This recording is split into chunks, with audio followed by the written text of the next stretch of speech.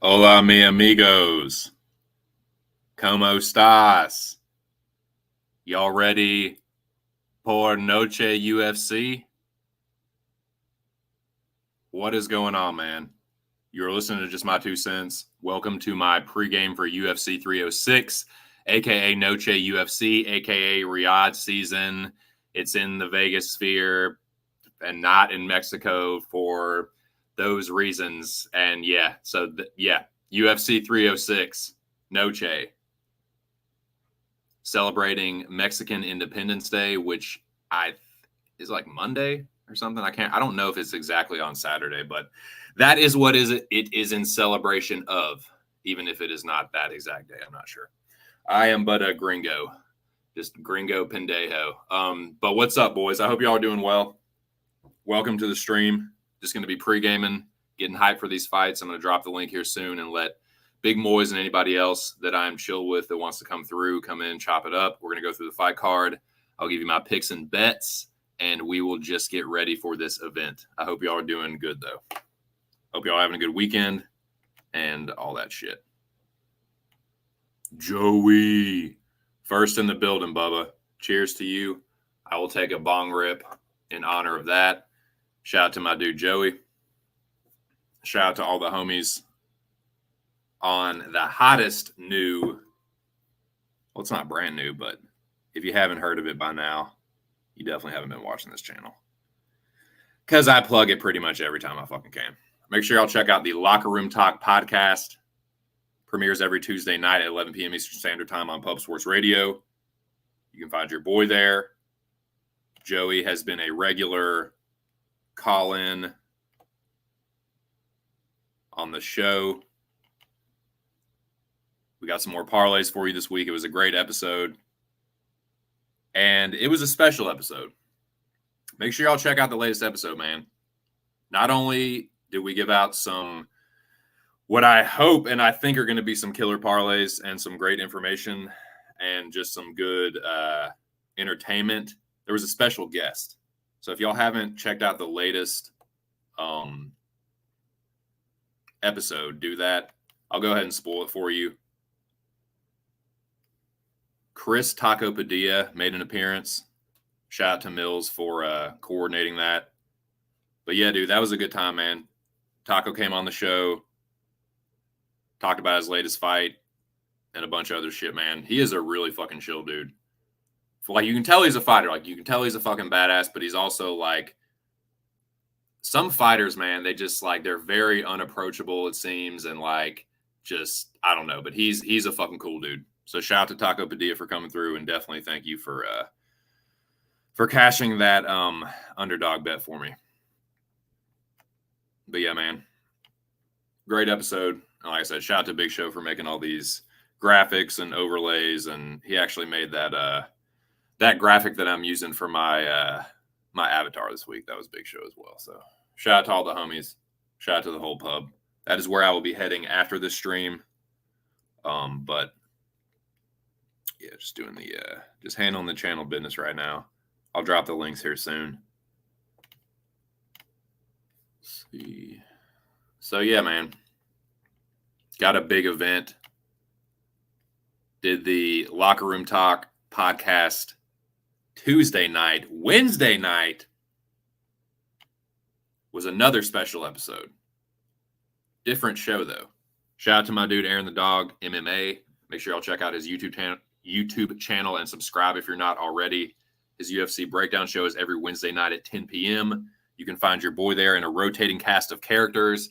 And it was a special episode, like I said, man. Not only was Lucky Locks there, a really fucking sharp and chill dude, but it was the return of Lewis Norton, a.k.a. Norton MMA. Been a while since I was on panel with Lewis. A shout out to him. And also, it was the first time I was on panel with Gordo Gambles. So shout out to Gordo. It was a great episode, man.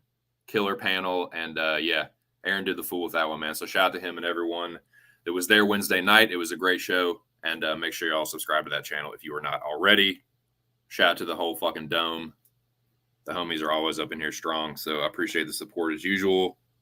Wish everybody the best of luck right off the fucking bat. So I will be going into this event looking to make it 2 winning weeks in a row. Did well at UFC Vegas 97 with the picks and also with the bets. Like I said, cashed the Taco Padilla underdog ticket. You could have got him at better than what I did. I bet him at plus 210, but he was up to like plus 240, plus 250, I think, at one point. But shout out to him, and also cashed the parlay.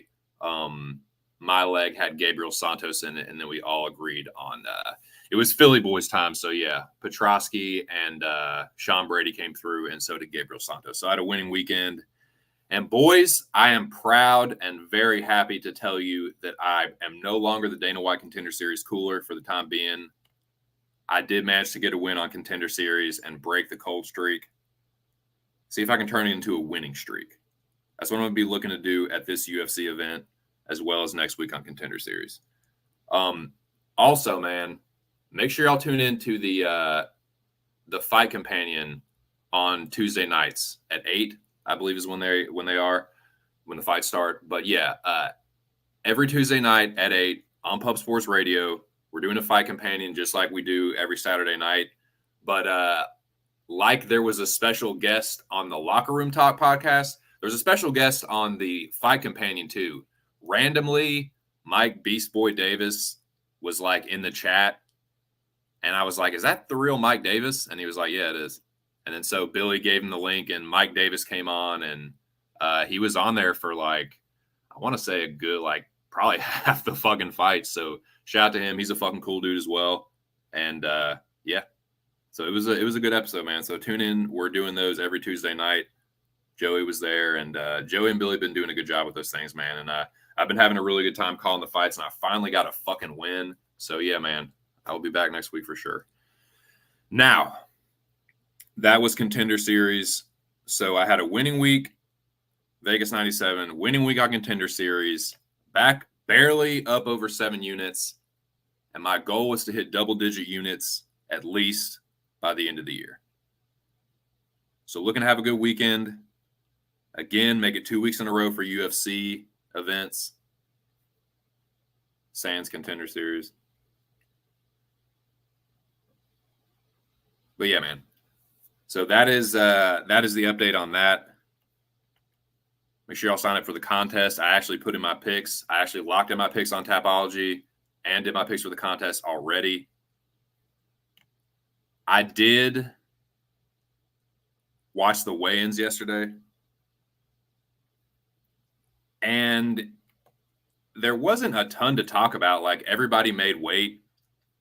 The biggest, like, fuss going into it, or like concern or thing that people were like watching for the most, was to see if Ortega made weight. And it's like everyone was going off this old picture where he was out of shape. It was obviously taken sometime this summer, super early for the event, like event photos or whatever. But like, he made weight no problem. He was one of the first, like, he wasn't like the first 2 or 3, but he was like on the earlier side of the weigh-ins. So I think he's going to be in good. He looked good at the ceremonial weigh-ins. Neither one of them looked great on the scales. I will say that. I don't think Diego looks super awesome either. He was actually the last person to weigh in. I don't look too deeply into the weigh-ins as far as like, or really at all as far as like my picks and bets. But I will say that neither one of them to me looks super great. But yeah, I'll say Sean probably looked the worst, but again, that's not really a surprise. Like, O'Malley usually looks kind of rough at the weigh-ins. Like, he's a fucking tall dude. Like, he's kind of a big bantamweight, but yeah, I'd say he looked the worst out of everyone. But like I said, nobody missed. So that's the most important thing. Now most of the fighters look good. I'll say that. Alexa Grasso, I mean, she's easy on the eyes, and she like didn't look sucked out or anything. She had a 6-pack, so like she looked the best overall. But yeah, Valentina looked healthy too. She looked like she was ready to go. So did Irene and Big Booty Judy. They both looked good. Yeah. So there were several fights where both the contestants looked, ready to go. And for the most part, yeah, everyone looked good. Marab looked good. Daniel Zellhuber, Ignacio Bahamondes, Ronaldo Rodriguez was all fired up. Ode looked good. So yeah, man, for the most part, everyone was looking ready to rock, which is definitely what you want to see. Who we got in the comments here? Yeah. Still Joey, yeah, man. Yeah, dude, they came through last weekend, man. I was a little nervous about Petrosky. I was kind of worried that Budka was going to come out like a bat out of hell and maybe clip him, but nah, man, he was better on the feet too. So yeah, I'm not going. I'm betting a little bit heavier than I did the last event, but I'm still not going crazy. There's not a lot of fights, and there weren't like some of these fights are pretty close on paper, and a couple spots where like I almost bet shit and then just didn't. But this is my slate. I only risked 2 units for this event, but this is what I got. I planted my flag on Tuesday night, put out the tweet yesterday. Ortega's my main play. I think it's a levels fight. I think I mean, would this really be the first time Diego Lopez has been fraud checked? I mean, I guess it would be because people think that all of a sudden, because he barely gets past Dan Ige, that he's like the next like contender or something. I think he's going to get stopped right in his tracks. I think this hype train is about to go off the rails. But yeah, people are talking so fucking crazy about Brian Ortega this week, acting like the dude is like 38 and like just gets knocked out every time he goes out there. It's like he's not washed, dude. If he was washed, he wouldn't have choked one of the best featherweights the last time out. Now, that's my main play for the week. Like I said, check out the Locker Room Talk podcast. This past week was awesome. Taco Padilla was on the show, but we put out parlays every week. This is my parlay. We all agreed on Yasmin Haragi and Sean O'Malley, and then I added Zellhuber. So these are all the parlays that we did. And again, shout out to Big Show for making the graphics and the backgrounds and shit that I use. But yeah, let me take that down real quick. That's mine, but this is everybody else's. These odds are a little bit different. These are my bookie odds. Unfortunately, I cannot use that book with my bank. But yeah, if you use my bookie, those are the odds you can get on those. So yeah, Big Show on Alexa. He added that leg. Mills still got plus money with Rosas Jr. I think he gets it done. And Billy on Diego Lopez. I mean, I get it. I'm not surprised. I knew somebody was going to make Lopez their leg. But yeah, I'm on the other side there. So best of luck, Billy Boy, Sir William. Now, those are the podcasts this week. But yeah, the core is Yasmin and O'Malley. I think O'Malley knocks Marab the fuck out. Yes, I'm hoping for that too, but I also just think he fucking does it. And yeah, I think this Yasmin and Souza, I'm not going to say it's a layup, but that's one of the closer fights where they're like, okay, just get a win here. You're the Mexican chick. Just win for Noche, give a rousing, post-fight speech in Spanish. And yeah,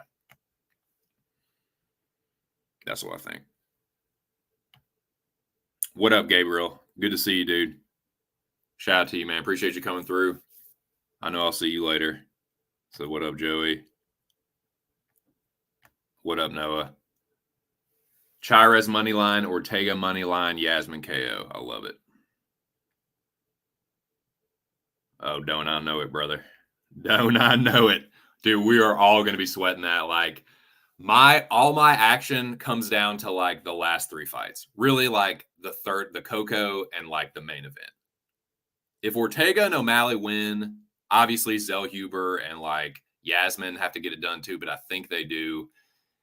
Ortega and O'Malley are the two fights where, like, yeah, I'm pretty sure that Ortega is the better fighter and he's going to fraud check Diego Lopez, but like, it won't stun me if Lopez like clips him and knocked him out. Like, I won't be like the most shocked I've ever been. I just don't think it's going to happen. I think if like he was that fucking bad, he would have hurt Dan Ige a lot more than he did, and like, I don't know, dude.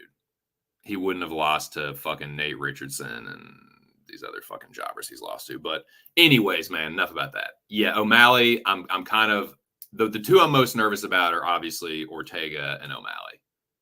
But I still feel confident in both of them, if that makes any sense. Hey, I don't hate that, man. Like, I'm definitely nervous about that one. That's like, it's all going to come down to it, but we've done this before and it's come through. It happened with Kaio. Yeah, that was a little nervous with Cannonier, but like, yeah, dude.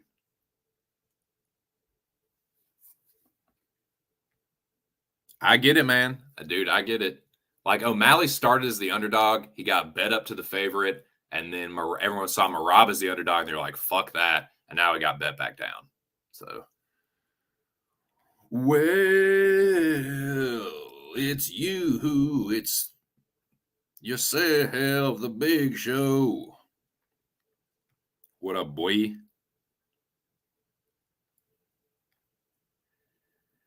Yeah, I agree. And he's just not going to get held down. He's too gangly and lanky and like squirmy. Like, and Merab just has shitty top control. Like, he's gonna get clipped at some point, dude. Sean's gonna walk him onto something like a step in knee or a fucking pull counter, an uppercut, something. That's what I think. So those are the parlays.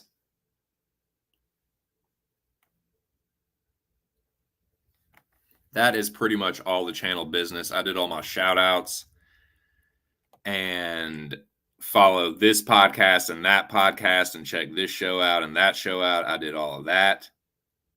I did all my updates on my picks and bets and shit, and I think I am ready to drop the fucking link. But first, I need a sip of water and a fucking bong toke.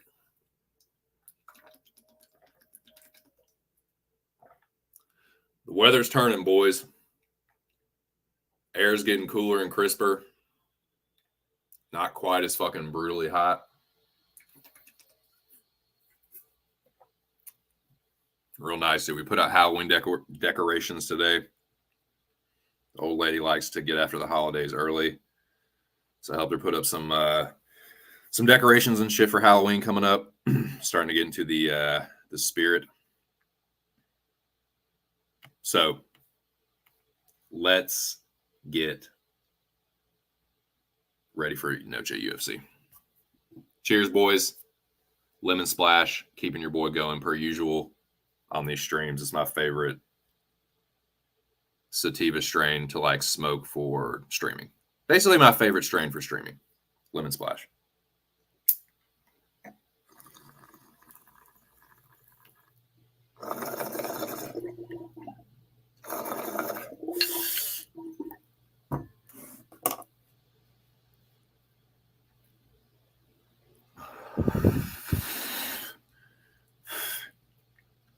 Yeah, Merab will grapple fuck him or O'Malley chins him. Yep. I agree. Yep. For sure. Dude, if you got plus money on Merab, I think that's the way to go. Decision is probably the way to go too, honestly. I don't hate that prop. I'm shitty throwing darts. Not in real life, but like as far as like that's what I call props. But yeah, I would say if there was a prop on that side, it would definitely be Merab decision. So you're right about that.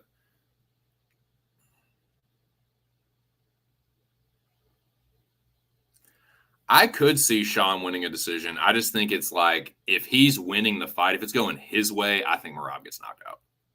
So I agree with Gabriel on that. So let me drop the link real quick. Or links. I'll get the fucking loop going. Hogs, I swear to God, if you lose to fucking UAB, I might be fucking done with y'all.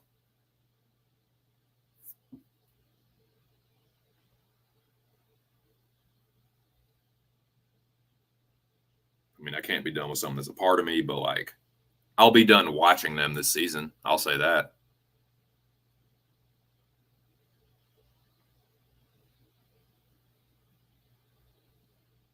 Okay, here we go.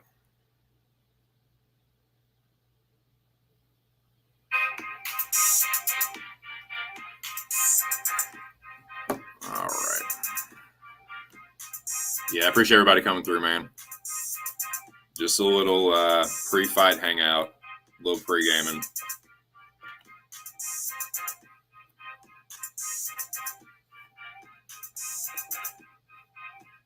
Copy. Hell yeah, I want to add a new tab.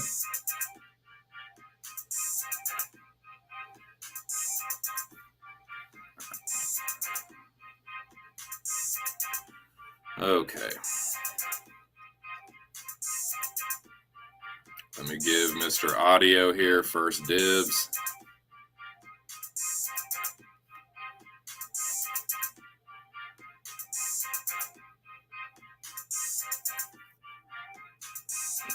Okay.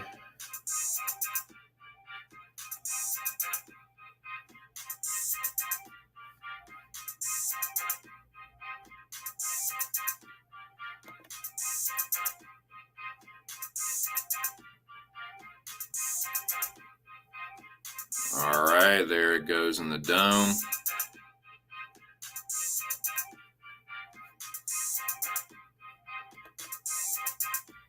Annual, weekly.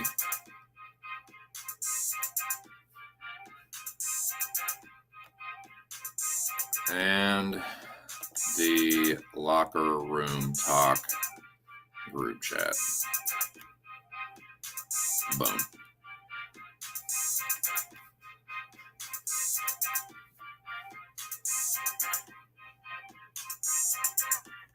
You're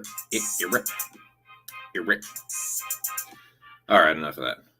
Enough about all that. All right. All right, boys. What are we doing here? All right, links is done, been sent.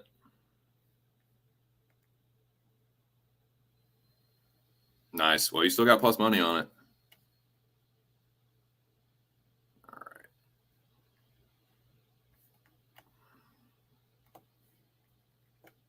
So, yeah, I'm not going crazy. A couple parlays, bet Ortega, and then, yeah, just see what happens. So, I don't think that.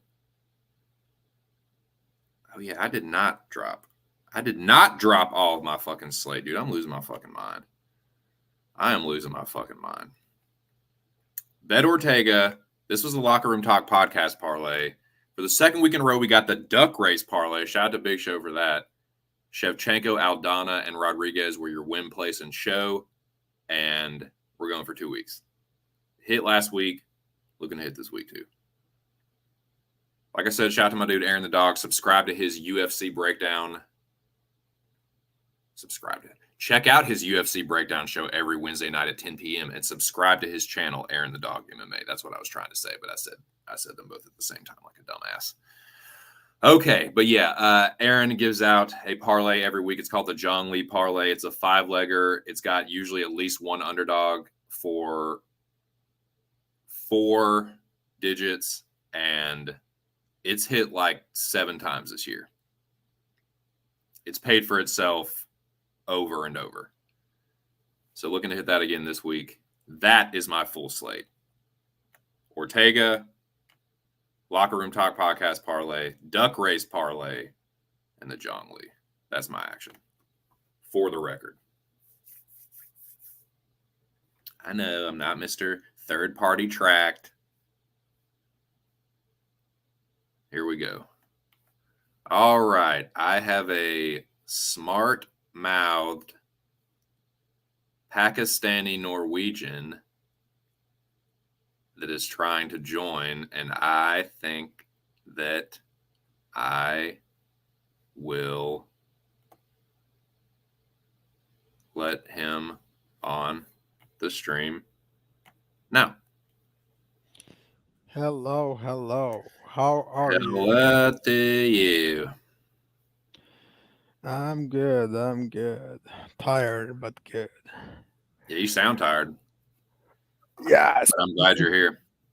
it's been a long day. Well, I appreciate you coming through after a long day, Moiz, and hanging out. Yeah, there was an incident with Perry Farrell. It just pissed me so off today. I was so upset about it. You know. Well, that sucks. Hopefully UFC Noche will be a big night for you and counterbalance that. I uh, I actually enjoyed Bellator. It was fun. Nice. What's up, Joey? Mi hermano Blanco Otto. A la verga. No mommy's way. What's up, brother? What's up, man? What's up, Joshua? What's up, Joey? Jaquez. He says, "Are you going to see UFC 306?" I'm not. I'm going to see it from my television or from my iPad. What's up, though, man? Good to see you in the chat. Appreciate everybody coming through, man. So, yeah, boys, we got a Noche UFC. And not many fights on the card, but it's an okay card. It's a fucking it's asking a good bit for a pay-per-view, but overall, it's not the worst card for not having many fights. So there was supposed to be 11 fights, but they moved Fluffy Hernandez and Michelle Pereira to a main event on a fight night. That's right. Yep. Yeah, just in case some technical difficulty happens, so we'll have 10 fights instead of 11. But what scares me more, if it's 10 fights, maybe majority of them goes to decision. That's only what scares me. So, Yeah, I felt that. Nice, dude. Well, happy early birthday, man. Shit. Yeah, dude. Best of luck. Well, yeah, boys. I mean, it's not a ton of fights, but we're gonna run through the card, and y'all just let me know. Obviously, what your pick is. If you have any bets, any shit you want to talk, any any shots you want to call, all that shit. I think I covered everything before we get started. Yeah, so I can pull up this thing. So yeah, shout out to the 4 people in the chat right now. Had up to 7. Love to hit 10, but it doesn't always happen, man. So this is your prelims. This is your prelim right here. Shout out to Big Show for putting this up. Or making this. So the first fight is Raul Rosas Jr. and Arichi Lang. Moiz, I will let you kick this bad boy off. I have nothing on this fight, but you tell me what's really good. I think Rosa gets a decision.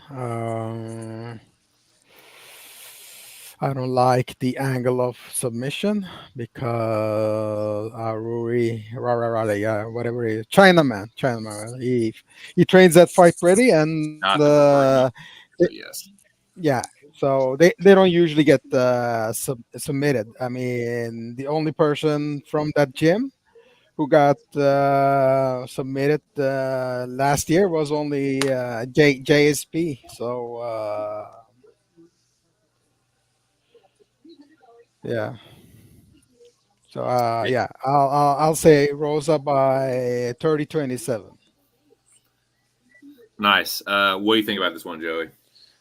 So I'll be honest with you, I didn't think old boy was gonna take my actual pick and prediction. So now I'm gonna have to back my boy up. I've been saying it all week. I have a feeling Rosa by decision, and I think that's like plus 400. Nice. He's a sneaky Scandinavian dude. He's a trickster, man. He'll get you if you're not careful. But you crazy bastard.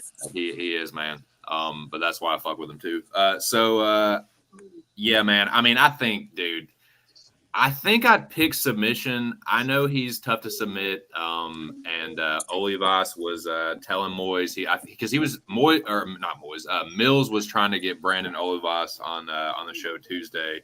and he was like, I can't make it, but tell everyone that Arichi Lang is gonna pull the upset. I mean, obviously they're teammates or whatever, but I don't know, man. Like I think Arichi Lang is the better striker. I'll say that. I think he is a better striker. He hits pretty fucking hard. So I think Rosas Jr.'s got to be careful, but I don't think they made this the first fight. Like Rosas Jr. is like pretty much a prospect, and like they're putting him in the curtain jerker. I don't think that's for Arichi Lang to get the win. I think Rosas kind of has his way. I think he might sub him. I know that's like they're tough to sub. It's not. I don't know. I picked him by sub, but I definitely didn't bet it. So it's not something I feel like letting my nuts hang on. Speaking of letting your nuts hang, though, got a Braj I want to bring in. You know him. He's been a regular co-host on this channel for a minute, so I don't have some grand intro for him. But what up, Irish? Stubborn Irish bastard? Yeah. Hey guys, can you hear me? What up, buddy? Yes, Hey, I'm dude. doing all right, man. What's up? I just got home and saw a link sent, so I'm like, I'll click on this so I can get a front row seat to this. So what's up? Not shit, man. Just a little shit circus going on. Just trying to get hyped for these Noche UFC fights. What's good with you, buddy? How are you? Cool. Muy picante. No, I'm good. Yeah, man. I'm I happy. love Attica. I love Attica. A la verga! I love Yeah. Attica. So, so you guys are on the first fight, I'm guessing. Yeah, man. You came right in time. What do you think about this fight? Yeah, so I just took on DraftKings, you could take 2 takedowns. You could take Rosas if you want. He only adds like 3 cents though, or something stupid. Like you go from like plus 230 to plus 200 if you just take the 2 legs. So he adds like nothing, right? So I didn't even use him. I just took 2 takedowns, fight into submission plus 200. Nice. I can hear somebody's TV or something in the background. Yeah, let me turn that down. Okay. It's my fault. That's good. Well, that's because I'm watching Bellator, but not anymore. That's all. Yeah, Sorry about that, guys. I apologize. Sarah Collins destroyed Liam McCord. I mean, yeah. Did you think I was going to go any other way? Liam McCord is fucking garbage. Liam McCord. She is. She's not even Irish. I think she's Northern Irish. She's like Protestant Irish. Trash. So you're saying she's off-brand Irish? Yeah, man. She fucking sold out to those fucking redcoats. So one of my uncles traced like my mom's side of the family or whatever, and that's the only Irish I have in my blood is from that side. And it's northern. It's not technically Northern Ireland, but it's in the northern part of like the Republic of Ireland. It's still technically Ireland and not Northern Ireland, but it's still like the northern part of the country or whatever. Well, JMTC, I just got to ask, did they fight the good fight? Because if the answer is yes, it doesn't matter. I think they did. Like, I think they were one of the ones like real on the border fighting. You know what I'm saying? So like for the liberation. Okay. I don't know that, but I'm pretty sure like it's County Donegal is where my family's from. Did they help? Did they help make bombs? That's all we got to know. I don't know. I'll have to ask that, but I'll see if Billy can add any insight on Ireland and Northern Ireland. What's up, Billy? What up, 2 cents? This is my favorite version of 2 cents. That is his own channel. You get the unedited version here. The extra dumbass version. Hell yeah. Man, what's going on, dude? Good to see you, Billy.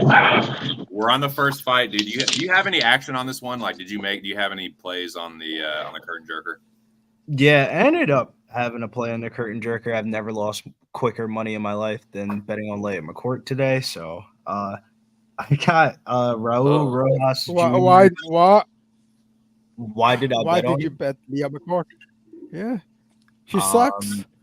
She's an awful fucking fighter. Awful fighter. I'm a simp for blonde women. ... Her opponent is more blonde. I respect that honesty. I respect that honesty for sure. Nah, Sarah Collins is nice as fuck though. I didn't think she was that good though. Let's keep that jungle fever lower. So Jesus Christ, Moiz, what Hey, the fuck? the parlay was good. I wasn't biased. I stayed off the Simon Pal. He looked like dog shit. But back to the Rojas Jr. fight. I got the submission prop 1-2, but probably gonna have to sprinkle the KO just to cover my ass. Nice. Yeah. But don't you think it might go to a decision? Fight. Yeah, but the way my action set up for this weekend, If the fight went to decision, I have more than enough action where it really wouldn't. Like, I still have a Contender Series parlay with him in it. I got a Bellator parlay with him in it. I got a Saul Alvarez parlay, Canelo parlay tonight with him. So it's like, if he just wins on the money line and I just get scammed on the method of victory props, then let it so be it. I'll lose to whatever and just move on to the next fight. Right. It's like it's a heavy money line, but it's not so prohibitive that you can't take the sting off it with a couple other legs and a parlay, you know. It's crazy because it feels like the bookies revealed, like, I always compare like UFC betting to poker. How do you open up a line at -50 and then move it to 1,000? I mean, that tells you the dude's gonna win. It's just who knows how the method of victory is gonna be. Right. Chewy Wee. Yeah, I think we get a nice Chihuahua celebration, but we can press on to the next one, man. And half a pint of saliva in the camera when he talks. I think you're right about that, Kevin Mick. So we got Van versus Chirez next, boys. I guess just to keep things non-chaotic, we'll just keep going in the same order. So Moiz, what do you think? I got Joshua went by decision. Better defensive striking and offensive striking, so the volume is going to add up. That's it. Nice. Joey, what do you think? Yeah, I'm actually on Joshua Van by decision. But I know he's going to be up on the numbers from the volume. I almost sprinkled a KO round 3 for him, but I'm just going to stick towards the decision. Right. Stubborn Mick, talk to me. Yeah, so that means this isn't going to hit. I took the fight doesn't go the distance for +135. I think one of these guys is going to die. I don't like that Van just got killed not that long ago, and I don't think Chirez. He's got enough holes where I can see him. I don't know if Van gets a sub, but I mean he could. Technically, he's done it before in Fury, but I also think he's got the hands to get something late. I don't know. I just think that these guys both have, just numbers wise, +135 felt good because I feel like there's options for both sides. So that's where I went with it. If I had to lean aside, Jesus Christ, I don't know. I'd take Chirez because he's the dog, but I really want nothing to do with it. Honestly, that's where I'm at with that. So there's just a lot of things I don't like, but I mean, I don't hate it. Billy, what's the action? There's a lot of sharp action on Joshua Van where the bookies felt like they needed to move the line, but in reality, I think this fight's like pretty fucking close. Chirez didn't get finished by Carpenter, he didn't get finished by Tyra. Like, it's probably gonna go 15 minutes, and it's probably gonna be like a split decision. And who's the real Mexican? Because I mean, Joshua Van's from America, but dude has Mexican descent. Like, his family's from Mexico and shit like that. I was reading up on his dad moved to Mexico at the age of from Mexico to America from the age of 14. So he has a lot of Mexican heritage himself. Oh, shit. So he's like Vietnamese and Mexican. That's crazy. Yeah. So I did not know that about him, but I ended up playing Chirez in daily fantasy. I got to start bucking in my underdog vibes as daily fantasy plays and not sports bets. I'm not trying to have another Kyle. That's how hard it is for me too, Bill. Yeah, it's like you can still get action, but it's not quite as much of a hit if it goes sideways, Yeah, and regardless, I feel like you get more upside from a dog winning in daily fantasy than you would betting it straight up, unless you're throwing full don't you get insane points for that? Yeah, you get for example, if you have a dog that ends up cashing, you're probably gonna triple X your ticket amount that you put in on the DFS ticket if it's single entry. Hell yeah. Good shit. Yeah, dude, I think Van knocks him out. I know Chirez is supposed to be tough. Well, he's not supposed to be. He is fucking tough.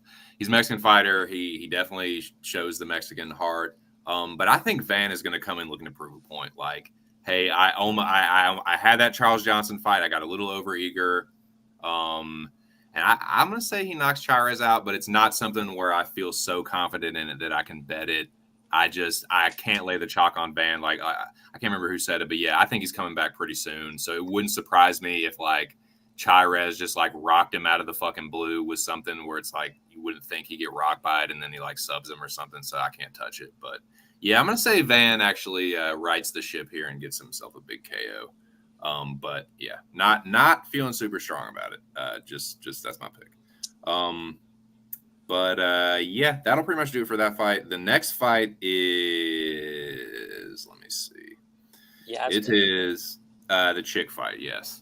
Jasmine Haragi or Harege versus Ketlin Souza, Moiz Audio.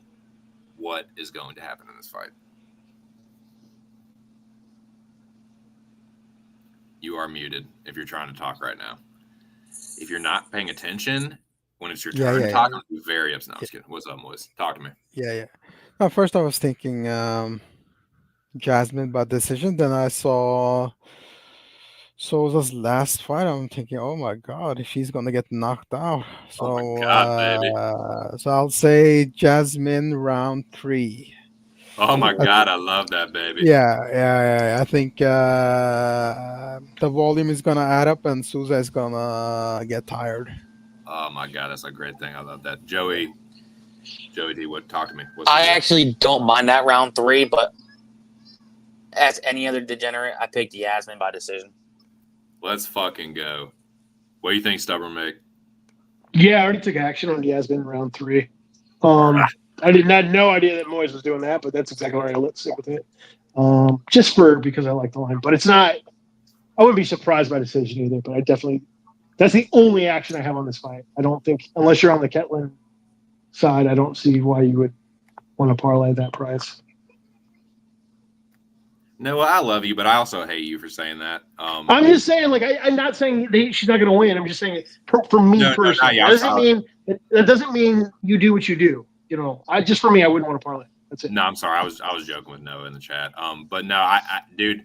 So yeah, Billy, what's the action here? You're muted if you're trying to speak right now. Well, I will. I'll get Billy's take on this whenever he gets back. But yeah, Yasmin is parlayed up. We all pretty much agree that she was the side. And again, kind of like Raul Rosas Jr., it feels like it's like, okay, Yasmin, like, go get you a big win here. And I kind of like what Moiz is saying. Like, I think that she's going to be looking to prove that she's the fucking Billy badass in this fight. And I think she's the better striker. I think she's the way cleaner striker. She doesn't have like a shit ton of knockout power, but Sousa's kind of a punching bag. And like, I think she could get chinned here. So yeah, give me Haragi by like decision. I think I picked her by decision, but I could see a late stoppage too. It's 100. It would 100% be a volume type of stoppage. Billy, 2 cents to Billy. Can you hear me? Billy Bill in the building. Yes, sir. Yes, sir. Yeah. What do you think about Haragi and Souza, my dude? I hate to be so confident on a women's MMA fight, but man, I really like Yasmin Yaragui. Let's fucking go. I don't think Caitlin Souza is that good. Let's just. I don't either. Let's fucking go. If Yasmin Yaragui was fighting different opponent, maybe I wouldn't be so gung ho. But good betting line for like parlays to work, but in reality, it is kind of wide. But when you start comparing it, like, why is she half the price of Raul Rojas Jr.? It's pretty wild. I think she has the easier matchup. Right, like it's chalky, but it's not so insane that like you can't put a couple of other little confident legs on it and take the sting off and still get plus money. Like we all did that. Like all our parlays have plus money, and they have fucking Yasmin Haragi, and she's like minus fucking 500 or whatever the fuck she is now, minus 600, whatever. Still, like, yeah, again, that just kind of seems like this is one of the setup fights of the card. There's some of them that are like legit, like this is going to be a banger. Let the gods decide. But like a couple of them, Rosas. This one, they're kind of like, okay, get a big win for La Raza. You know what I'm saying? Anyways, yeah, I think, did everybody go on that one? I think we covered that one. I do have one question, 2 cents. Sure. So, Billy, if you think, I want to actually ask a question. So, Sosa fought Marnik McMahon last fight. If Yasmin fights McMahon, does she finish her? Yeah, I think Yasmin Yaragui is really good. Quick little tidbit story. I have way too much money on her in her UFC debut, so I'm like not committed on her for like another at least 2 more fights until I'm up money on Yasmin Yergui. Billy all in Briz on you. I remember that. Hey, and by the way, Yes. it's not Marnik McMahon. It's Marnik Man. She is not Irish. Fuck her.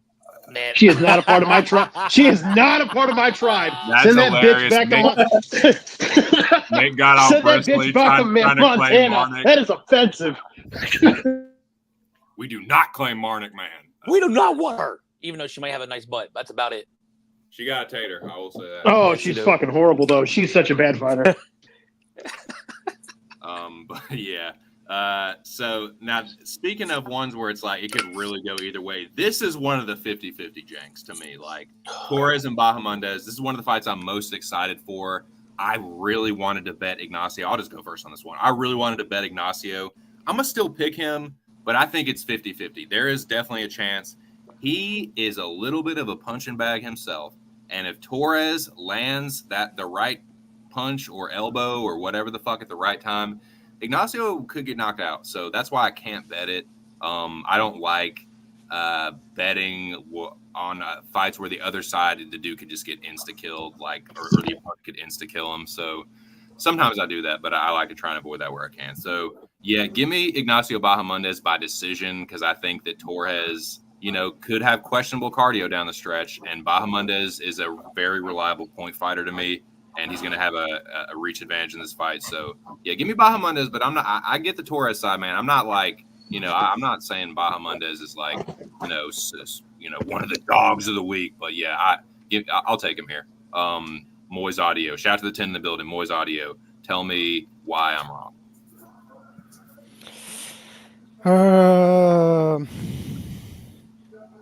Problem is people like Torres, very fast twitch and explosive guys. They rely on a win probability under 7.5 minutes. So I have to pick Bahamondes because he has proven to go 15 minutes and win decisions and even secure wins in the round 3. So I will be playing Bahamondes submission round 3 at plus 4,000. Good fucking God. Oh my God. Christ almighty. That is awesome. I did not expect you to be on the same side of that one. That's Joey. What's the deal here? I'm actually on Bahamondes as well. God damn it. Yeah. Torres does start extremely fast, and he hasn't been to a decision in a long, long, long time. Especially he hasn't been nowhere near one in the UFC. Yeah, Bahamondes does tend to become a little bit punching dummy early, but he's always in your face. He's always pushing the pace. I think there's a chance he could get a later finish on Torres. I'll maybe say maybe a TKO on the cage. Round, I don't know. I'm trying to figure out the round for it. Yeah, that's what's up. Mick, what's the deal on this fight? I did Bahamondes round 2-3 combo. Oh my God! But for KO, for like plus 800 or 900, and then I just did round 3 alone for like plus. It's over plus 1,000. I don't know because I took this midweek and I'm just not sold he's going to go for a sub, even though he subbed the wrong Jew. But that's because wrong Jew is trash. Is so bad. That's why Chris Padilla was so free last week. And yes, sir. It was like that was my first play all week. Is just I saw him plus 200 or whatever it was, plus 187. I forget what. And I just I don't care anymore. This price is free. This guy is such a bad fucking fighter, and that's why he gets Bravo choked by goddamn Ignacio, the striker, Bahamondes. So I have a greasy theory here, and I recognize the power of Miguel early or Torres early, but the thing is, to be knocked out, I believe you have to have a certain amount of brain cells that I do not believe that Nacho possesses. So I think that he will eat shit early, and then at that point, I'll probably see what the money line looks like. If I do anything, I know that doesn't. A lot of people are probably doing that. I know I am. I just don't want to take so much action. I recognize round 1. I just don't want to get involved with a guy that's so dependent sometimes on early finishes and then has the potential of fading like he does. Also recognize that Nacho has shown questionable IQ in certain fights, even fights he's won. So But yeah, Bahamondes, I think at plus money is definitely the side. Billy, please sage this stream and be on Manuel Torres, please, for the love of God. Yeah, I will definitely save the stream, I guess. I didn't think everybody's gonna be on Mondays. I took Manuel Torres decision no bet at -138 on FanDuel. I get it, he's very front loaded, but hey, bro, you can only beat the person that's in front of you, and he's beating the dog shit out of these people. Like Nacho Montes is really not that good. He's mad hittable. He's just a jobber, bro. Low key, like he's not that good. Nah, bro, that ass. I'm gonna really speak about it. I really don't think Bahamondes is really that good. If you're picking against a Mexican fighter tonight, you better be fucking convicted. And this is one that I don't feel too convicted on. So if he loses, I think he probably loses a decision because he probably ends up gassing or something like that. So that's why I went with decision no bet.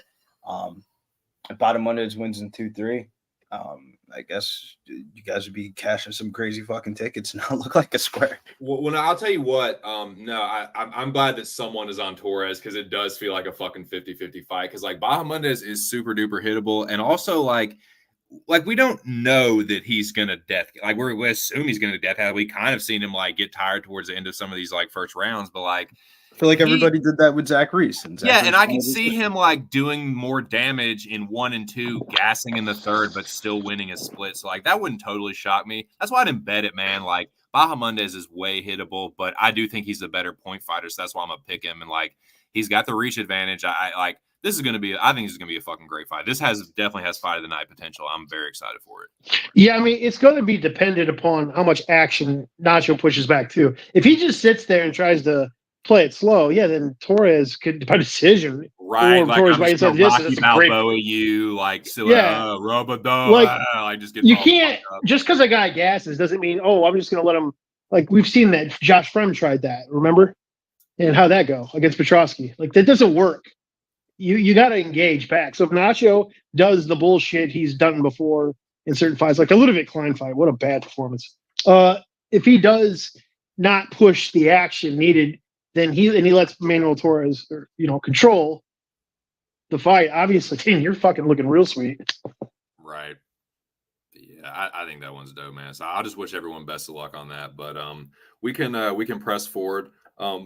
We got another one that I think is kind of fucking 50-50, and I really want nothing to do with it. And I'm kind of just excited just to kick back and watch this one because both of these chicks, like, I don't know if either one of them is ever going to be champion, but they're both pretty fucking good fighters, and that neither one of them are like the worst looking. Norma's got a crazy fucking dumper. I mean, my feelings on Norma Dumont are well documented. My simpery for Norma Dumont is well documented. So like that's neither here nor there, which is kind of why I just want to watch this one. I don't want to be too involved. I just want to see these lovely ladies just fucking. I think they're gonna get after it, dude. They're both pretty good strikers, and they both can get into firefights. So I kind of hope we see a firefight. I'm on Norma, but the reason I can't bet Norma is Aldana hits really fucking hard, and I think she's going to be fired up, man. Like this was a pretty fucking intense stare down, so I don't really want to put my money. It's not like it's a fucking pick'em, and the odds have been kind of pick'em odds for most of the week, and I think that's fucking right. And so I do not want to be getting in front of Irene Aldana and like those Mexican fucking hands because she can fucking box, dude. And Norma's been knocked out before. She's been rocked before. So, yeah, I'm going to stay away from this one. But I think overall Norma's the better fighter. Like, I think she's the better grappler and is the one that's probably – I think she's a better wrestler. So, I think that she's a more well-rounded fighter. She's the one I see winning a decision more often than not. So, yeah, give me Norma here. But I respect Aldana. She's a fucking good fighter, and she has power, and she has boxing. So, and I think she's going to be fired up. So I'm not trying to put my money in front of that. But yeah, Moiz, what do you think about this one? Well, Norma's last fight, I predicted GDR to knock out Norma Dumont, and it was because Norma has a tendency to lower her right arm when she blitzes in or throws a punch, but she has actually improved her defense, and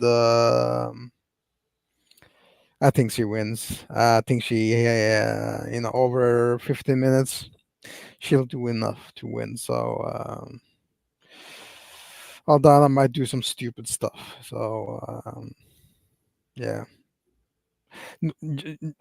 Norma is just the most reliable person in this fight, I guess.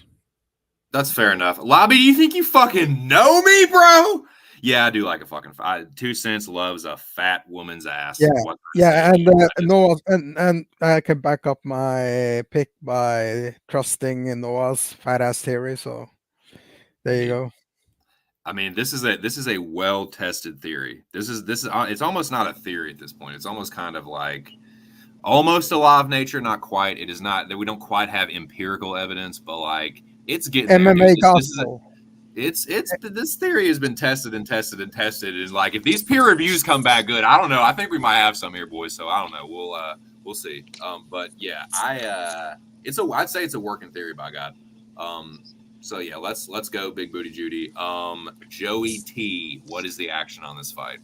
This fight gives me the most ridiculous, weirdest split decision fight to where we all say that Norma probably does more, and then somehow, because the whole Mexican theme of the card, they give a split decision to Aldana. Mm-hmm. Another reason I didn't bet it. Thank you for bringing that point up. That is a wonderful take. Yeah. Damn. Stubborn Irishman. What do you have anything on this fight? What do you think about this one? Yeah, I think that you're getting plus money at one point with Norma. So that would be the side I would take. Not taking action on this, but I would take her by decision. Stats don't lie here. Norma Dumont 9-1 in decisions. Irene Aldana 4-5. That's a problem. Right. That's a big problem. I have a problem with that. And I'm not saying that's always the case. You know, you can look at the level of fights. I mean, she's fought some of the best, but it doesn't. At the end of the day, like, what do judges look at, right? So that's where I get bothered. That's where I would lean. Not taking action though is too volatile. What up, Shute? Billy, what are you doing on this fight?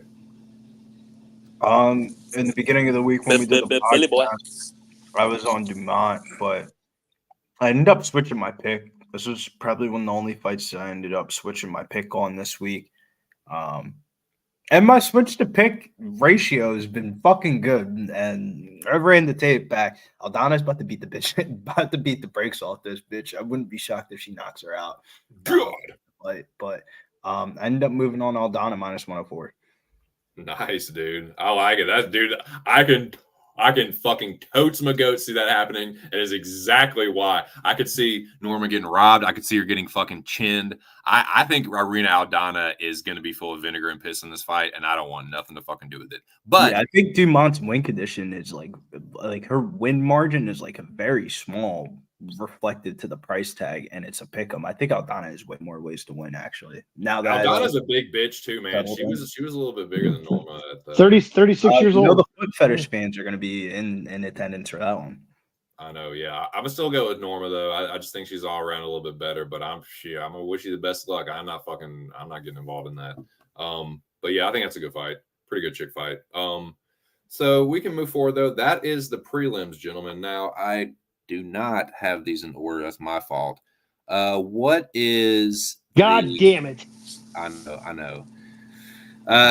It's Rodriguez and Osborne to open up the card. Okay, cool. Awesome. Thank you. I do have the banners. Thanks to the Big Show. My dude. So we got both of those, but Ronaldo Rodriguez versus O'Day Osborne. I like Ronaldo Rodriguez in this fight. I think he wins this fight, but this is another one, kind of like the fight we just fucking talked about, where it's like O'Day Osborne, shout out to Bo Jackson, O'Day Osborne might be due. Bo Jackson put that in the chat, and ever since then, I've just been like, you know what, Bo, you do know fucking MMA and UFC, and you might be fucking right. So I think Ronaldo Rodriguez wins this fight, but dude, I would say if there's one person that I think could be perhaps overly emotional and it could potentially cost them, it would be Ronaldo Rodriguez. Now, I'm picking Ronaldo Rodriguez because O'Day Osborne can slip on a banana peel. Like, he is right behind that shit in Mario Kart, dude. He is right nipping at someone's heels and then bam, banana peel. Like, you're done. He does that a lot in fights. So I'm going to pick Ronaldo Rodriguez by club and sub. But O'Day Osborne chin checking this dude will not surprise me at all. And I want nothing to do with this. So I'm going to chest pass this motherfucker to Moiz Audio. Yeah. Like I said, in the dome, round 3, Rodriguez. I think most likely Osborne is going to wrestle the first round. And then he's going to start getting tired. And by round 3, he'll be death gassed and die. So, yeah. Die. Round 3, Rodriguez. Looks like a gnome, but it is what it is. Gnome. He look like a gnome. Joey T, what do you think about this one? So if anyone doesn't know, on the show Tuesday, I planted my flag on Ronaldo Rodriguez to go for 4 straight. All of O'Day Osborne's losses are within the first 2 rounds. So if anybody want to place a bet on Rodriguez round 1, round 2, you can probably get some decent odds. I'm thinking Rodriguez gets the sub round 1. 2 Nice. of 3 sub losses for O'Day are in round 1. Mick, talk to me. What's the deal on this fight? Yeah, I took a small sprinkle, enough to make a unit. So we're talking like $3 or whatever it was. $4. I did $20 units because whatever. I took Rodriguez round 1, round 2, round 3 submission plus 800, and that's just all I wanted to do with this. I think O'Day can hit for sure, but what a fucking retard! Like, that Tyson Nam fight is the embodiment of his entire career, is it not? Man, he really can snatch defeat from the jaws of victory. Oh my God, you could just jump face first into a hard hitter like that. You're an idiot.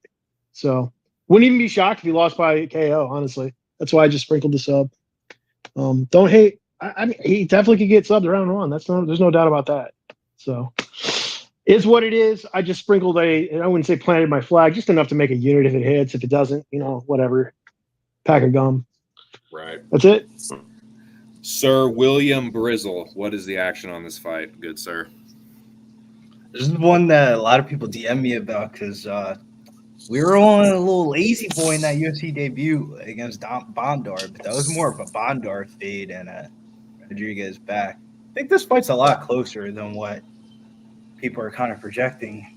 It's like O'Day Osborne's 10 times faster than him, way better than him, but it's just the biggest problem is the future teachers of America, man. Former teacher himself. That's true. Fight IQ, bro, is just terrible, bro. It's like you want to bet on O'Day Osborne, and then like right before you place the bet, they just show you all of his 6 out of 7 losses inside the distance, and you're like, yeah, I'll probably just play Lazy Boy by sub 2-3 and the under 2.5. You call it a day. Right. Like, I think O'Day Osborne, this is what I think is going to happen. I think O'Day Osborne's going to be whooping his ass, and then he's just going to slip on another damn. But bro, this is the Kyle Nelson and Steve Garcia fight all over. Just going to find an oil spot and just whoop.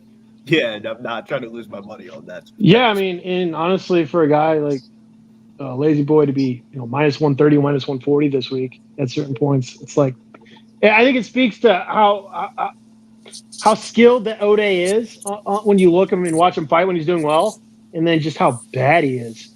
Like, that's one of the reasons why I think money if he had Bondar though, bro, that's why. I know. Dude. I can't bet on Jekyll and Hyde fighters like that. I feel like if O'Day Osborne had higher IQ, he would be the favorite in this fight. Yeah, but he doesn't, and that's the thing. I agree, and that's kind of why I've gotten away from betting Jekyll and Hyde fighters like that, where it's like, dude, you're always hoping for his best version, but you never really know which one you're going to, like, which potion he's going to drink that night, or if he's going to drink it or not. So, like, I don't know, man. Like, I got to pass on that. But, I think we covered that one pretty well, man. Like, I think this is going to be an exciting fight, dude. I think one of these dudes is going to fuck up and get finished. So, yeah, I think it's a pretty good fight. And, like, Ronaldo, this is, like, probably the most heated stare down. Like, Ronaldo Rodriguez, he was calling him Maricone this, Maricone that. So, like, yeah. Puta madre. He must have spent a lot of time in detention. That's what it fucking... It was Maricon. Like I was like he don't like. He was saying some wild shit. So yeah, I think that's gonna be an exciting. Don't fucking blink in that one. That's kind of wild because mostly maricon is a Puerto Rican term more than it is in Mexico. They say joto mas. I was gonna say joto way is, more. is, That's is usually way when they're more. calling you gay. So I don't know. He's been hanging out with those borricos. Yeah, man. That's funny. So we can move on to the next one because I think everybody gave their take on that one. So we got Zellhuber versus Esteban. So I will go ahead and let Moiz start this one off, but I think it's a pretty good fight. I got Esteban Ribovic by decision. Why? Because his striking is much more prettier. And he will be able to, pressure Daniel backwards and most likely use the kicks as a way of finding range and score points. So let me first, what up, Gibbs? Great plus to see 400. Let's go. Plus 400. Let's go. First, what up, Gibbs? Great to see you. Second, you got a lot of fucking nerve to come onto my channel and pick and bet against me in a fight where I have the other side and I bet the other side. So, Moiz, you're fucking lucky that I think as highly of you as I do. Because oh my God, you would be getting banned so fucking fast right now. But like I said, I do respect you. So, you know what? I'm just gonna look forward. I'm just gonna act like I didn't hear that. Look at Daniel's face. Look at Daniel's face. Look at his lips. That's dick sucking lips, man. He's fucking gay. Fuck him. God Almighty. That's how you get banned. Well, yeah. Nice knowing you, boys. It was fun while it lasted. But no, this is just jokes, you two. But no, Joey T, what do you think about this one? So, TC, I hope that kind of goes for me too. I'm actually leaning towards the Ribovic side.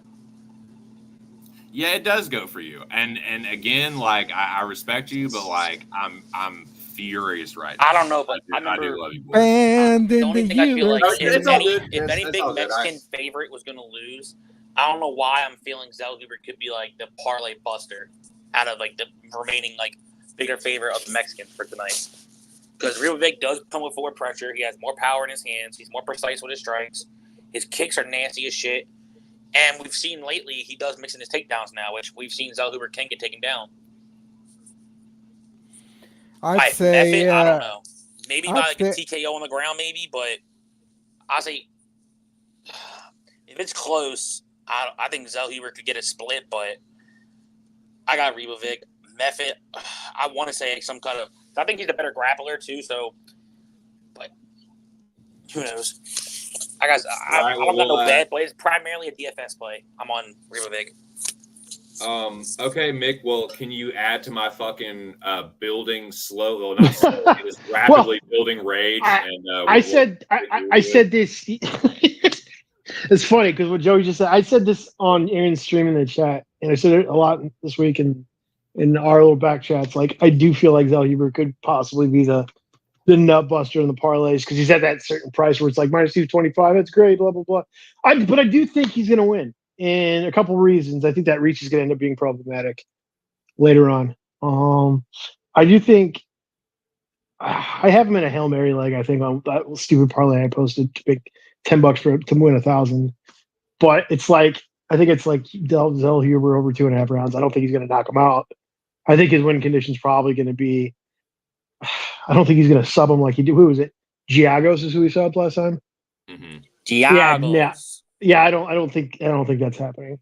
I think his win condition is probably by decision. Personally, I think it is, and I think he's going to win a decision. It's going to be greasy, but I really don't want much action on this fight because I do respect both fighters. But Ribovic is that's a crazy price, man. It's a little steep. I don't blame you. So that's all right, Billy. Make my rage fucking boil over here and just fucking pick Ribovic. I know you're going to. No, I end up betting Zellhuber to win and fight for round 2 here. This is just one of those ones where fuck the stats, fuck the MMA. Sportsbooks are fucked up, bro. Like what they're doing is just crazy, bro.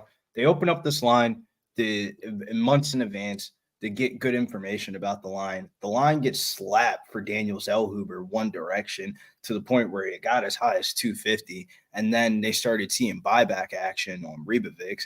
And to the point where now we're sitting at Saturday, 5 o'clock p.m. East Coast time. And Ribovics is the biggest liability on the sports books as a straight bet. How the fuck did that is one of the biggest line movement changes of the whole entire card on the main card. And now this kid becomes the most public underdog of the whole entire card. Public underdogs are that's where they go to die. And I think Ribovics just loses the decision. It's probably going to be a very close competitive battle, but I think Zellhuber wins 29-28 pretty confidently. No split. Let's fucking go, Billy. And that's fucking church, dude. That is church on Sunday. I think it's going to be the same shit. I think Ribovics is a good fighter. I think he's definitely going to have his moments. But he just seems like another fucking Francisco Prado to me, dude. Like a dangerous striker. Like, yeah, he has a little more variety to his attacks or whatever. But like, dude, I think he's gonna get fucking tuned like that. I think he's getting pieced up for sure. Like I think he's gonna get pieced. I think the length is a problem. The length is a big problem. I think it's gonna, and I think it's like as the fight goes on, like I think that jab is gonna end up fucking him up. And like I feel Zellhuber's 25. I think if anybody's looking back, like I know Ribovics isn't that old. He's like in his late 20s, but like yeah, I think Zellhuber, if it goes to the decision and it's close, I don't think it's going to the Argentinian. Who was the last person that Ribovics knocked out recently? What was it, McKinney? What did man? I mean, come on now. I know, dude. And I said that Tuesday with the boys. I was like, dude, he would make a fucking meal. Or maybe I said it Wednesday on air. The qualms, though. He'd make a meal. Zellhuber would make a meal out of McKinney. Kenwell Kirk's a fucking jobber. I just don't rate Ribovics' wins. Like, he's a good fighter, but like, Zellhuber would fuck those dudes up too. I just think Zellhuber is like more of the real deal. And I more look at Ribovics as just another like kind of dangerous Argentinian striker is kind of how I look at it. From a parlay perspective, though, I would say Zellhuber historically is a slow starter and Ribovics is a fast starter. So I get why people are betting the underdog because I don't think that minus 180 is going to be the live line after round one. Like after round one, it's probably going to be a pickle. Is it still minus 180? I thought it was minus 225. FanDuel put it down to minus 180, so they're taking. That means they're taking. They got some live. There's something going on. They're getting bad Ribovics action. The three biggest. They're trying to get people to parlay that up on the Zellhuber side. I wouldn't say that though. They had it at 220. They had it at 225.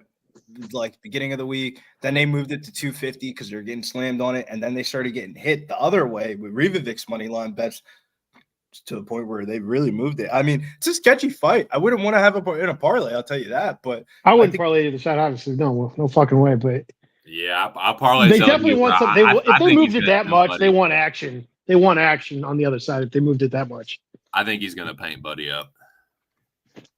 That's fucking crazy. But yeah, I mean, and again, like, yeah, it's chalky. It wasn't even like minus 300 though. I parlayed him at like minus 278, and I feel fine with that.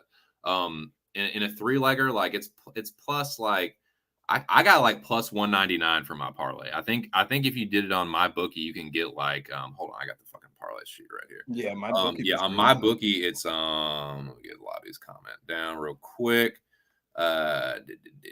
Comments. That's what I'm looking for. Yeah, there we go. I hate that Yasmin Yaragui picture. Damn it. That's a horrible Yasmin Yaragui picture, by the way. Plus 180. Why is Diego Lopez in a disco? Bro, I think for now on, I have to start sending Big Show the pictures.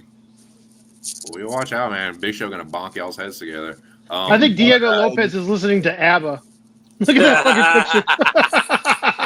Yeah, that fruitcake with his fucking dumbass hair.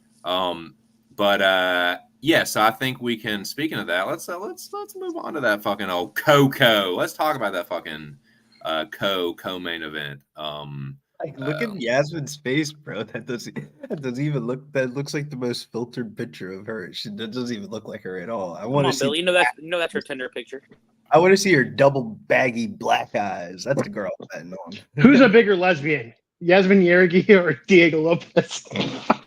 Lesbians. That's fucked up. Diego Lopez. Lopez.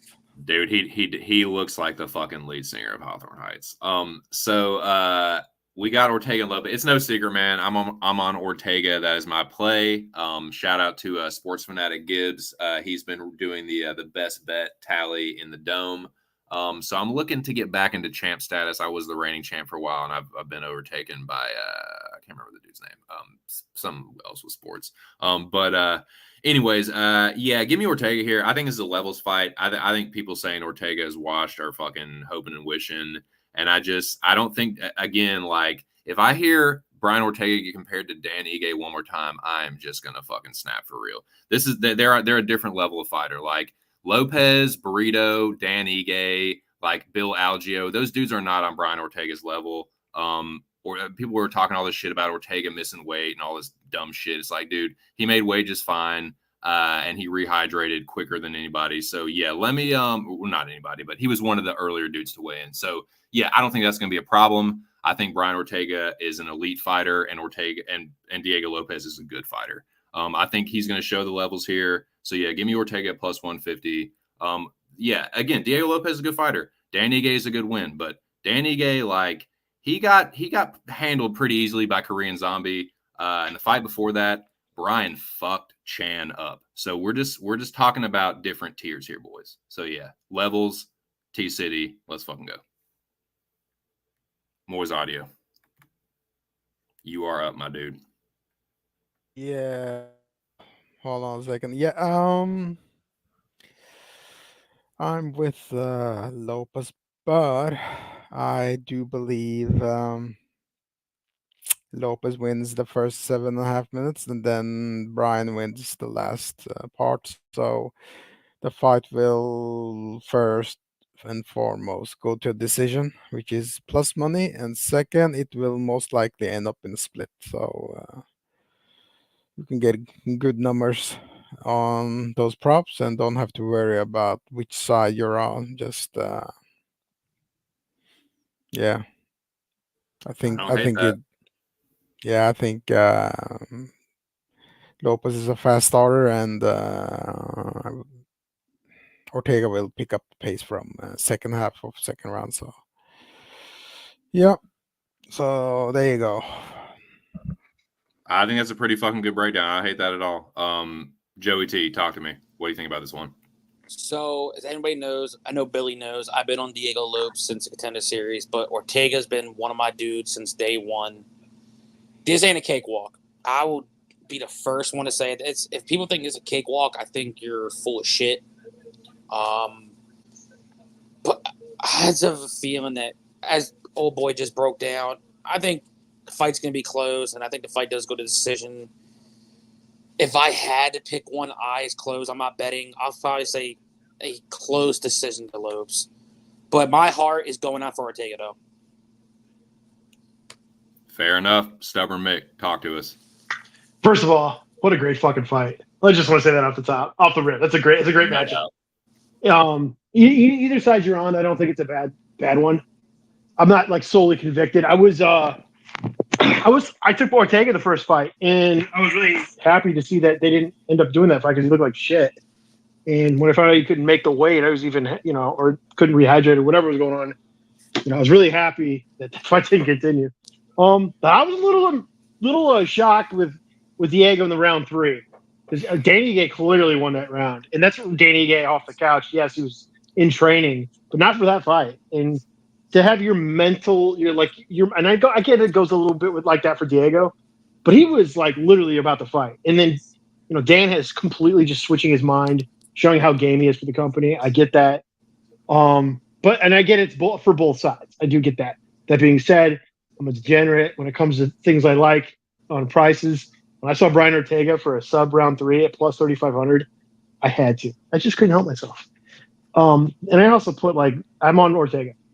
I think Diego can win, obviously, but I think that to get Diego Lopez at like plus 170 when I found him, I just think that's all too much. It's way too fucking much on my offshore. So that's where I went. Yeah, for sure, That's man. where I'm at. Yeah, I hear you. Billy, wrap this fight up, man. What do you think about this one? Do you have action? I know you do, but go ahead and let the people know for those that don't. The most baffling thing that I read today. I can't say the most baffling. Let's say top 5 most baffling things that have came across my space today. The most bet prop tickets at BetMGM for UFC No Chase UFC 306 card. Number 1, Sean O'Malley by KO TKO. Number 2, Sean O'Malley by submission. Number 3, Sean O'Malley by decision. Number 4, Merab Dvalishvili by submission. And number fucking 5, Brian Ortega by submission at plus 650. What? That was hold on. That was wait, Why? Holy shit. what? That is the 5th most bet prop bet at BetMGM today? What? Damn, man. How do they do it? How do they convince people to do it, man? It's wild. If T City wins this fight, I think he wins a decision. I don't think he wins a submission by submission. I think this fight's gonna go 15 minutes. Lopes could definitely knock out Ortega, but I think it's probably gonna be a decision. Right on. Yeah, I can see why people would like. So Diego's never been subbed in an MMA fight, but he's definitely been subbed in grappling matches. So in T City's definitely like 50 though, top 5. Like people are more, yeah. so I wouldn't. more That's a people terrible. going to the window and betting Brian Ortega by sub than Raul Rojas. I think it's a lot of casual action, to be honest. I don't think people are looking at the prices correctly. Like I wouldn't take that. Like, I don't know, man. I think Lopez is striking. He's powerful, but I think his striking is sloppy. I think Ortega is a way more technical boxer, and people are acting like Ortega's pillow fisted, man. Like, I don't know, dude. Or look, Diego Lopez has been packed out twice. Like, he's been smashed and stopped before twice by nobodies. Like, I can fully agree that he's gotten better, but dude, Mavsar almost knocked him out, dude. And Brian Ortega's got pretty fucking good ground and pound too. A club and sub wouldn't surprise me. Him knocking Lopez out in the 3rd round wouldn't surprise me. I think Ortega can win this fight 3 different ways. I think Lopez. You know what? I'll concede that Lopez could potentially do that too. So yeah, I mean, I think this is a fucking good fight. But you're giving Well, he definitely could win by injury. You're giving me a dude that I view on a higher level that I still think has got most of his shit. Like, you're giving me that dude at plus money against a dude whose best win is like skating past Dan Ige, who's never been on Ortega's. Like, Dan Ige's never going to get a fucking title shot in his motherfucking life. Nor he hasn't sniffed it, nor will he ever. Like, Brian Ortega's been in 2 title fights and was a cut hair away from winning one of them. So, like, yeah, give me the dude that was almost champion as opposed to a dude that had to make a second run because he lost to fucking Joe Anderson burrito. Yeah, give me Ortega. Yeah, he's not even a Mexican anyway. He's fucking Brazilian. Say what you Yeah, want. he's know, Brazilian. it's Fugazi, man. He's a Fugazi. Then he moved Mexican. down towards Grasso shit. Right. Yeah, he's a Mexican by proxy. Yeah, I don't know, man. I think Diego Lopez is wolf tickets. I thought people were like the kind of shit being said about Ortega is wild, and people acting like Diego Lopez that last fight against Dan Ige was like is going to prepare him for Brian. I don't fucking think so. So like we'll see though. Yeah, I definitely don't think he's wolf tickets. I think that's extreme. I contend that. I think Ortega's gonna make him look like it. Okay, I'm just saying I don't think he's not shit though. No, he's not shit. He's good, but as far as like him being an elite, like can contend for the title, I think that's wolf tickets. I should clarify. That is yet to be seen, is what I would say about that for sure. Fair enough. Yo, TC, before we get one thing I will say, I know you're on Ortega. Make sure you try to contact their coach. Say, yo, don't be jumping in the octagon before the fight starts. No shit. Like, I had a bet on Ortega. Fought Rodriguez. Oh, my God. Bro, yeah. I damn near shitted myself on stream. Could you imagine if he lost back-to-back by injury to Yair Rodriguez? If he lost to Yair back-to-back by injury, I would be devastated. I would. Oh, my God. I would have had a fit. Right. Yeah, so I think this is a great fight. So I'll just wish everyone best of luck. And yeah, great breakdown, man. I see the other side for sure. I just, I'm definitely, I feel pretty confident in Ortega. So we'll see what happens, man. But that's my biggest play. I can still win if the main event comes through the right way. But there's one more fight to talk about before that. It's the co-main event. I want to thank the 10 to 12 people that have been keeping steady in the chat, man. Y'all are the shit. So thank you for that. Make sure y'all smash the like button. And yeah, man, make sure y'all follow everyone on panel if you're not already. And I'll make sure that everyone gets a chance to shout out anything they want to at the end. But we'll move on to the co-main event here. It is the trilogy, gentlemen. I sure all y'all know what time it is as far as like what fight this is and the history and all that. So I will shut the fuck up and just let Moiz kick this one off. Yeah. Team Grasso all day. Let's go. By decision. Main reason, Shevchenko's durability. It's vanishing.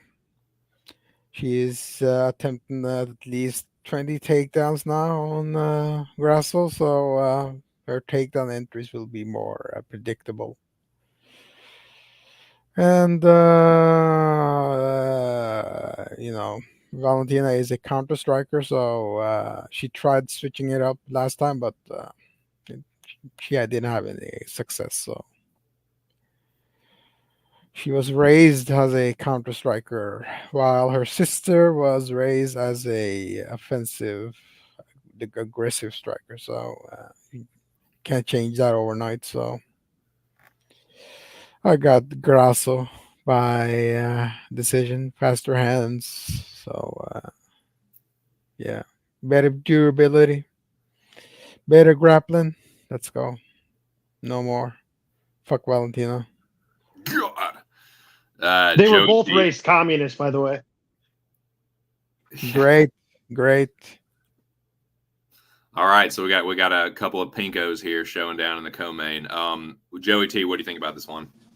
I'm all Team Grasso, and she can definitely slide into my motherfucking DMs.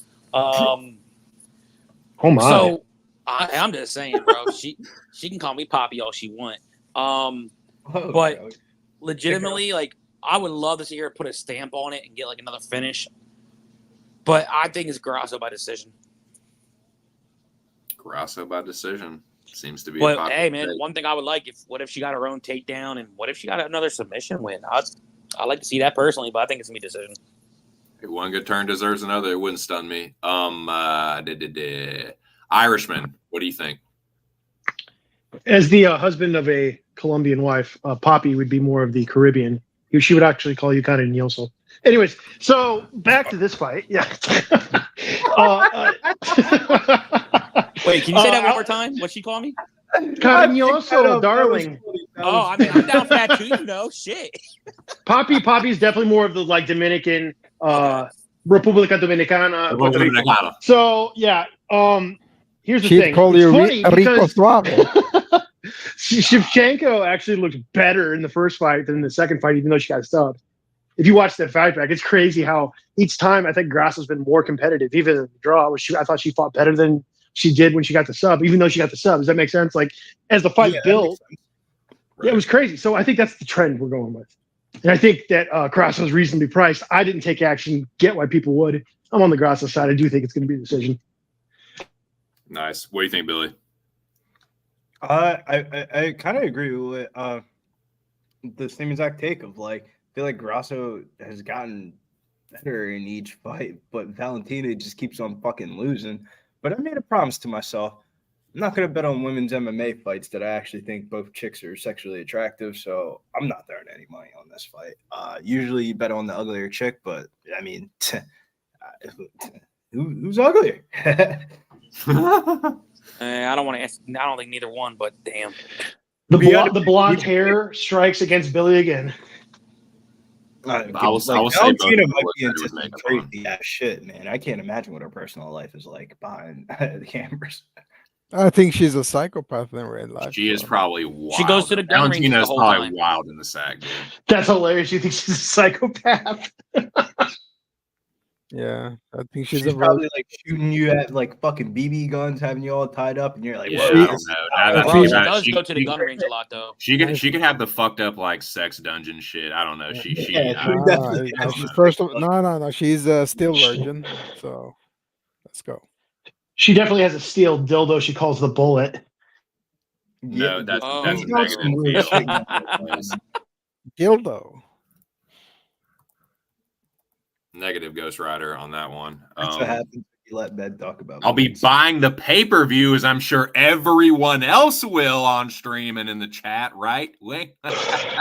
Only for the storylines. Of course, Dad, baby. Billy, what is going to happen in this one? What do you think? I think you bet Grasso by submission or decision and get even odds. Right on. I think Grasso wins a decision. I just think, like, with every passing day, the fight gets easier for her, a little tougher for Valentina. I think she's going to put up a really good fight, but I think Grasso wins like a 48-47 across the board. Maybe there's a 49-46 in there, but I think Valentina puts up a good fight early, and then Grasso comes on late. And yeah, I mean, honestly, man, I don't even remember who I had winning the last fight the first time, so I can't even really, like, I'm sure I could go back and figure it out, but, like, I don't know. I just think Valentina is going to put up a good fight, but I feel like she's going to be like she is the oldest version of herself, so I think she might kind of look like a little bit. If I could bet gloves in the middle of the ring after the fight, I would bet it on this one. Hey, that's a pretty good shout, man. That's a pretty fucking good shout. Yo, facts though. Like, what the fuck is Valentina doing if she does win this fight? Like, where are they gonna package her off into like a couple more title fights? Like, Alexa Grasso's probably got a couple more fights, a couple rematches, and Blanchfield. She moves up to she moves up to bantamweight again. So Jesus Christ. Yeah. Manon for whoever wins. I mean, she's a backup. Valentina screaming PFL vibes in 2 years. I can see it. If she needed $1 million, it's right there. That's what I'm saying. She's screaming PFL. Give her a vibes. rematch It's with, not even $1 Talia. million. I think it's the competitiveness. Like, if she loses the belt, I don't think she's the type of fighter to just go fight for like a big paycheck. Like, she just wants to have a belt, and I think she would probably just go to PFL and just beat the shit out of some bitch and get paid a lot of money and be all hyped up on pay-per-views and stuff. For sure. You can see the rematch with her and Talia. Yeah, Hey, her and Talia rematch. Like, I'm telling you, bro, she's gonna go to PFL in like 2 to 3 years. Hey, no, I'm with that though. I agree with you on that, Noah. It would either be Valentina would either be the best sex you ever had or your worst fucking nightmare, where it's like, get me out of here, but then it's too late and you're just trapped. Nah, Grasso's got Either way, she's not a dead fish. Stop it. She is probably a fucking like minx in the sack, dude. She's probably a fucking firecracker. Grasso's definitely the throat goat of the two. Agree. So now that we have thoroughly objectified these two chickadees, let us press forward before I get taken down. Yeah, but I think good shit. I think we thoroughly broke that one down. But yeah, I'm looking forward to Valentina is in the duck parlay, but other than that, I have no action. Appreciate it, Gabriel. Shout out to you. Says the main event officially turned into a pick'em. Holy shit. Well, I mean, that doesn't surprise me, I guess. The line has fucking seesawed all week. Glad I caught Marab at plus money. Yeah, good shit, dude. I mean, if that comes through, dude, that'll be a nice little hit for you. So we can press forward to the main event of the evening. Y'all know what time it is. It's O'Malley versus, the dude that looks more like a leprechaun, but he is a Georgian hill tribesman named Marab. So we got Marab and O'Malley, Sugar versus the Ultra Rat. So yeah, I think it's a pretty fucking good matchup on paper, but I'll kick this one off, and I think Sean O'Malley knocks him the motherfucker out. I'm hoping for that, but I think that actually does happen, and I parlayed Sean. But yeah, I'll leave, as my dude Aaron likes to say, I'll leave plenty of meat on the bone, but yeah, Sean by knockout for me.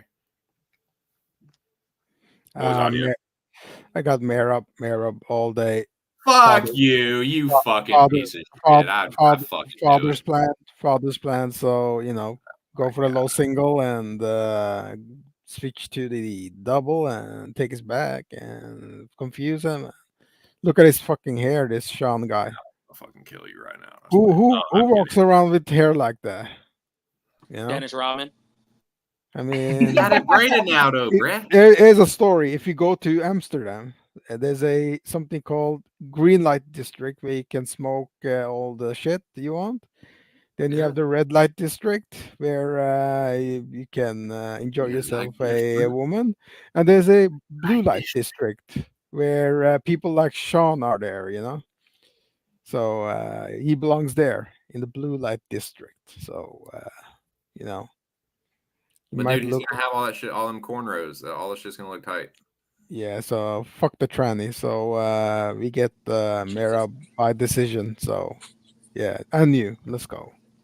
You fucking homophobic Scandinavian piece of shit. I'd have fucking just ban you. No, I'm just kidding. Oh, I'm just joking around. You too. I'm just kidding, dude. I'm just joking around with my friend Moiz, dude. Like, fucking take it easy. Joey T, what's going on in this fight? I'm gonna make this quick.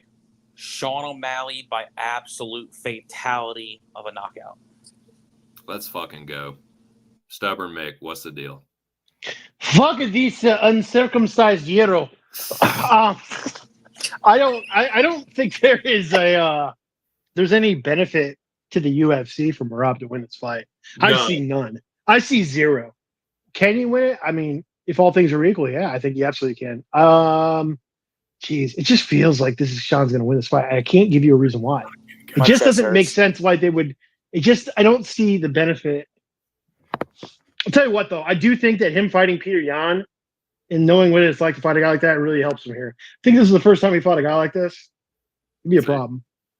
I think the Yan fight, that experience helps him. I think his confidence level is so high right now. See? I can't fade Sean O'Malley. So that's my pick. Let's fucking go. Billy Briz. Talk to me, brother. The one thing that kind of scares me is I'm not a Gematria guy, but I will acknowledge the people in the Gematria community do pull out some decent winners from time to time, and they always come out for the big events. And I will say the Gematria numbers are very strong for Merab Davashvili. Well, god damn it, Billy. If every fucking person that knew fucking Gematria would just fucking type in chat GDP or whatever the fuck that shit's called and just ask the chat joint about the Gematria questions. This is one of those fights. If you don't think fights are scripted in the UFC, you should bet Merab Davashvili. If you think fights are scripted in the UFC, you should bet Sean O'Malley. Or neither. You could just think I'm totally, completely wrong and the reverse opposite theory. You know where I stand. My night won't be won or lost off of this fight, but it'd be a lot fucking better if this hits. Dude, I'm telling you, like, well, if Ortega loses, then this will be like my fucking like Princess Leia, like help me fucking Sean O'Malley, you're my last hope shit. But yeah, so there if you are someone that's like superstitious or thinks that like, you know, certain cursed individuals can like have a negative impact on certain events, I'll tell you there are mighty forces at work. So one Chief Red X, aka Clint, has dropped the hammer on fucking Merab, and that dude Trent Atya or whatever, who's a notorious like cooler. He said, he's the fake god. Although he has been doing pretty well recently. I think he was on Buffalo or whatever. But he's had a couple of ones he's hit recently. But he said that he's nuking O'Malley money line, so the party might be cursed. Yeah, we'll have to see what happens. But maybe there's some curses that can cancel each other out. So we'll see. Hopefully, I got a double curse for you though. There's a double curse here. So Clint not only has 5 units on Merab, he also has his money on Bet Openly. And the last time he fucking did that, he took Jamal Hill over to Poetan. Let's fucking go. I remember that. Well, if the curses cancel each other out, then I will be betting the draw. Yes, I'm hyped for the curse and all that, but I will say though, Clint's not that bad of a sports bettor. He just goes on. Yeah, he's only minus 30 units this year. No. I don't think he's not a bad capper. He's been a bad bettor for a little bit. Like he's very that's the way I need to put it. He's not a bad person to. He's not a bad person. I should just leave it at it. He can break down fights. There we go. His betting stuff. Well, that's something to listen to. Okay, I can definitely meet you halfway there. He's a great guy. You know, he's a fucking terrible capper. He's not even a capper. He's just a bad gambler. Yeah, he's just a bad gambler. I can't say he's a good gambler, but he knows stuff about fights, right? I mean, God bless the guy. You know, at least he's not trying to scam people. Bro, we got. Oh, that's we got- another Giving you the bold. Yeah, loser there's something. free. I- Shit, dude, that's a different I don't story really right think there. he has a choice at this point. I feel, but yeah, that's. It's not like he's I'll give him scamming that. people, bro. It's not like he's doing the MMA Lock of the Night, telling you to join the Clint Hard Die Hard MMA podcast. If you ever, the only reason why I know Clint so much because I used to work with him.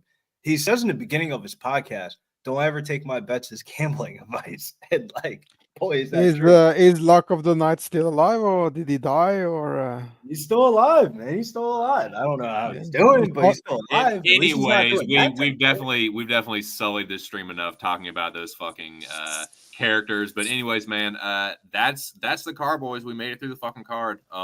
So I will go ahead. I don't have too much else to add, so I will just let, if y'all want to do your thing, I will go around the panel and everyone can kind of give their final words or anything they want to plug. And I'll wrap this one up a little early, man, and have a little time to chill out, maybe eat some food or something before I hop on the pub stream. But I guess we'll go in order as the homies hopped on. So Moiz Audio, closing thoughts. Thank you again for joining me. Yeah, thanks to the guys who joined us today, and hopefully we'll have more fun in the future. So I got to take a nap. So see you on the other side. Fuck yeah. Catch you next time, dude. Thanks again. Joey T. You can find me at Joe DFS on Twitter. Hey, if you're not doing nothing, tune in to Pop Sports. We go live 7:30. We're gonna watch the whole card. We're gonna bullshit. We're gonna have a good time. I better see y'all motherfuckers there. Church. Stubborn Mick, what you got for me? All right, man. Follow Just My 2 Cents at wherever he does, and you'll Right. see me when you see me. If you can't find me on Twitter, that's your fucking problem. Yeah, motherfuckers. I put out a lot of soccer bets that make people money. So fuck you and your mother. if can't You find do, me. man. You are actually a good gambler. No, for sure. Everybody, good luck in your bets tonight. Thanks for having me on to the. You too, brother. Appreciate it. What's up? What's your thoughts on the Tottenham game tomorrow? I don't do a lot of EPL, but I think I'd have to. Who are they playing? I don't do a lot of English Premier League. I think it's Arsenal, Tottenham. It's like the big. Where are they at though? Is it at Arsenal? Let me pull up my soccer board. It's at Tottenham. Ooh, I like. How about this? Both teams to score over 2.5 goals. All right, guys, I'm out. Thank you. Peace, Mick. Thanks, brother. Billy Briz, wrap this thing up. Hell yeah. Get money, fuck bitches, roll papers, or smoke vapes like we do. Hurrah. Let's fucking go. Well, that will do it, boys. Again, I'm gonna try and preserve my voice because I feel like I'm gonna be hyped for this card. So I can't give y'all like the Arnold, like I hope you leave enough room for my fist outro. But I do want to say thank you to everyone that joined me on panel. It was a lively chat. We had I think we peaked out at 12 or 13, but we had double digits for I'd say at least half of it, maybe not, if not more. So thank all my fellow panelists for making this a great stream, and also everyone in the chat for keeping it lively. But yeah, best of luck, everyone. I'm heading over to the pub, so I hope to see you there. And if not, man, I'll catch you next week. We'll be back. I think we're doing a card next week, right? And then Contender series probably. Yeah. Well, there'll be contender series at least. So I hope to catch y'all there. And thanks again, man. I will hope to see y'all over the pub, and smash the like button on your way out. Best of luck. Catch y'all next time. Peace.